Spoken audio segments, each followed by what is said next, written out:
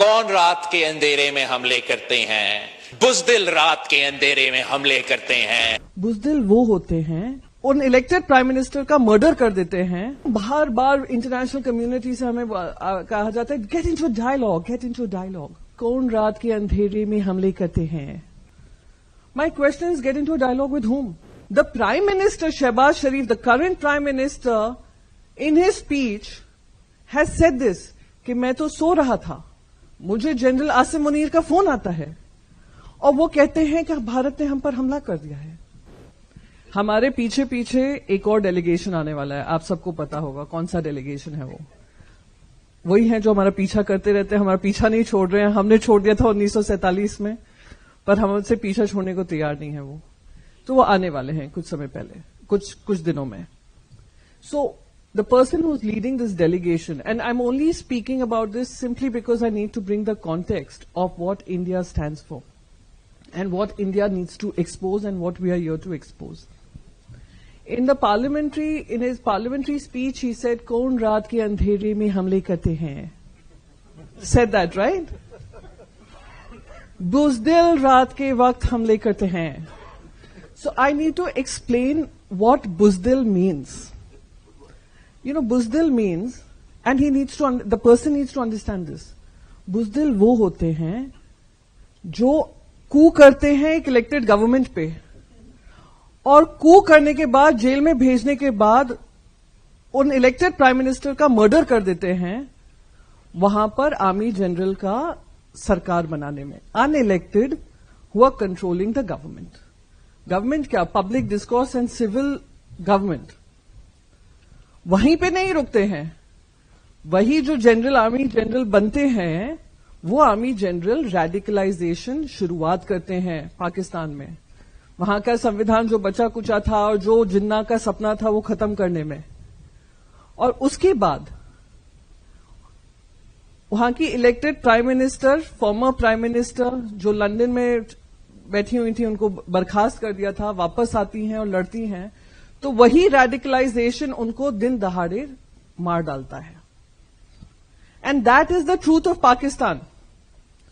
That it has never been ruled, or the civilian government has had the power to be able to take decisions. And we are seeing that. And you know, bar international community से हमें कहा जाता है get into dialogue, get into dialogue. My question is get into dialogue with whom? The Prime Minister Shehbaz Sharif, the current Prime Minister, in his speech has said this कि मैं तो सो रहा था, मुझे जनरल आसिम मुनीर का फोन आता है और वो कहते हैं कि भारत ने हम पर हमला कर दिया है। और हम पे हमला नहीं किया है, उनके टेरर कैंप्स पे हमला किया है। हमारी आर्म्ड फोर्सेस ने उनके terror camps, we attack the terror camps not designated by India, not designated by Priyanka Chaturvedi, opposition member, और those who are in the government, designated by the United Nations.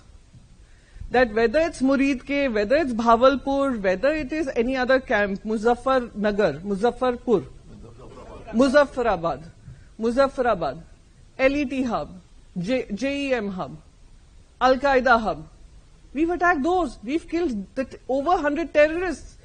And the world should thank the armed forces that these 100 terrorists would probably have gone to other countries, either indoctrinated those people or created terror activities there. So the point here is, a prime minister who doesn't know his country is attacked, a failed army chief who goes on to promote himself and becomes a field marshal, and media interactions which are showing war game footage to show that they are winning.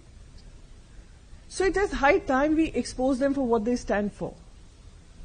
It is high time that we ask the international community to stand up in unison and call out this kind of terror activities emanating from there. And I keep saying this in every speech I make, that Pakistan has become a hub and it has become the economic model to use terrorism as a way to try and hold the world to ransom. And the world, like India, has called them out. The world should also show the gumption and stand up and call them out. How do they call them out? They call them out through grey listing them through FATF. Let's not forget European Union is an important part of all the power structure that governs the, post-World War II era. Call them out in the United Nations Security Council. Call them out for all the terror activities that are coming from there. Until you don't call them out, this is a failed fight against terrorism that European Union is running. We will continue to fight our fight. Let me tell you, we've had decades of experience of showing them their place. अरे आपको ground पे हराया, हमारी arm forces ने हराया, हमने आपको cricket में हराया है, हमने आपको ट्रेड में हराया, हम 11 गुना आपसे ज्यादा है हमारा जीडीपी, हमने हर तरफ से हराया, कितनी बार और ह्यूमिलिएट होना है. So we have the gumption to stand up for the civilians of our country. Our armed forces are capable to stand up for the civilians of this country because we respect every single life that is lost to terror. Unfortunately for that country, and the civilians of that country, I'm sure they realize this, but they know that they have no power. They are used as second line of defense. And it is again on the floor of the House that the defense minister has said that if it comes to a war, the children studying in madrasas would be a second line of defense. That's how you treat your civilians. You do not shut the civilian airspace when you're attacking India because you're hiding behind these civilians to safeguard your interest and to put a false narrative. So I'm here, and I speak as an Indian citizen, I speak as a Mumbaikar who has suffered the consequences of 26/11 terror attacks. And over 160 people died in those terror attacks. They were not just Indians, they were US citizens, they were European citizens. We fought for them, and we are capable of fighting for ourselves. We are just here, and through y'all, we are here to make them realize that it has come to our doorstep multiple times over, and we have us safeguarding ourselves. It will come to your doorstep too. Be prepared, be alert, and be ready to call this hypocrisy and this lies out and call out the terrorism emanating out of Pakistan. I'll end it with that. And